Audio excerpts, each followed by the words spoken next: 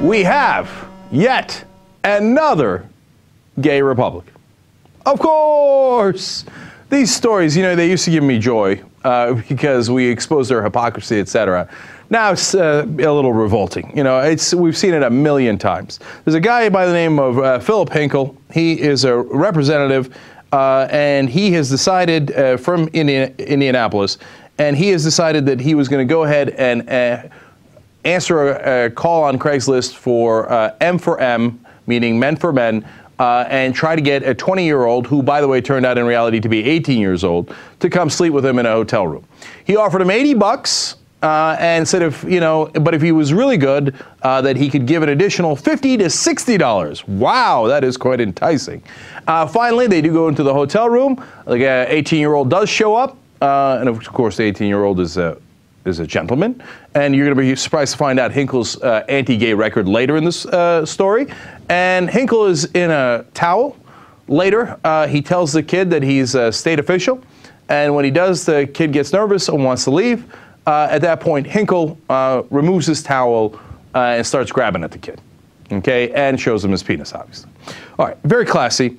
When busted, then Hinkle goes into the kid goes into the bathroom, calls his sister, says, "Get me out of here because this guy won't let me go." And he's saying, "Hey, you know what? If I can't leave because he's my ride, right?" So the sister comes, busts in, and at that point, Hinkle is nervous and says, "Here, why don't you take my BlackBerry, my iPad, and I'll give you $100 on top. Just don't tell anybody." That's not how it works out for him.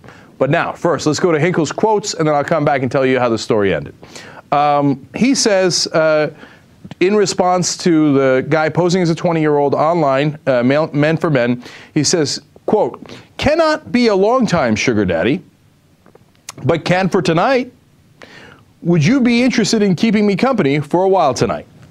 So, you know, Hinkle is, he's a reasonable gentleman. And as I said, he's from Indiana. And he says, "Look, I can't be a long-time sugar daddy, but tonight I could be your sugar daddy." Fair enough. Then he says, "I'm in shape, married, professional, 5'8", fit, 170 pounds, and love getting and staying naked." I'm not sure about the veracity of the first part, although he did prove the veracity of the second part later in the night, when he got naked and stayed naked. He goes on. Another email says, "If you want to consider spending night, you might tell your sis so she won't worry. Would have you back before 11 tomorrow. No extra cash, just free breakfast and maybe a late night snack." Well, is he not merciful? He's throwing in free late night snacks and a breakfast. You get a Danish afterwards.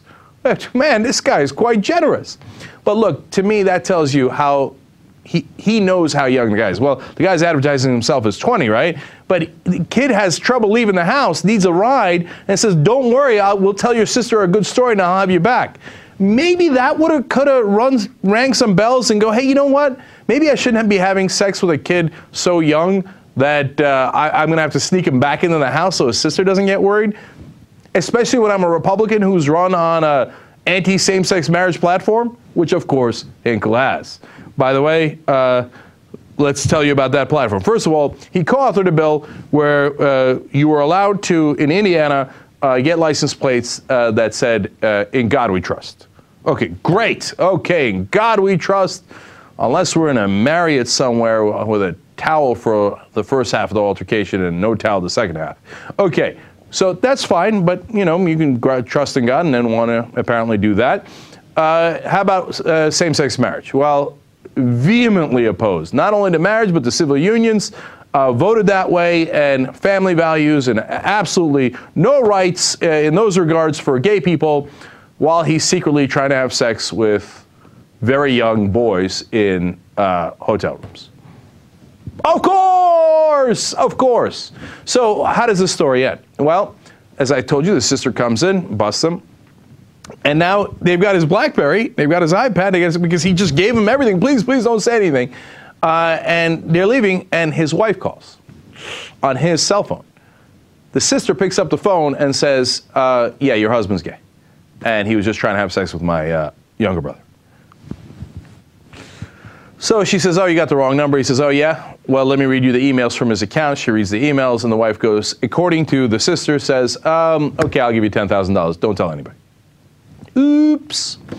All right, so that's enough of a disaster. Later, the brother-in-law, or the son-in-law, I should say, calls in and says, oh, we don't believe you have those emails. So then the sister meets up with the daughter of Hinkle and shows his daughter the emails where he's looking for the gay sex and is willing to throw in the free Danish. And once Hinkle finds out that all of this has happened, he's talking to the sister, and he says, quote, "You just ruined me." Now, that is entirely true, given that we just told, you know, your wife and your daughter and the son-in-law, and now obviously the press has the story, etc. But here's what you had to realize, Hinkle. She didn't ruin you, you ruined you.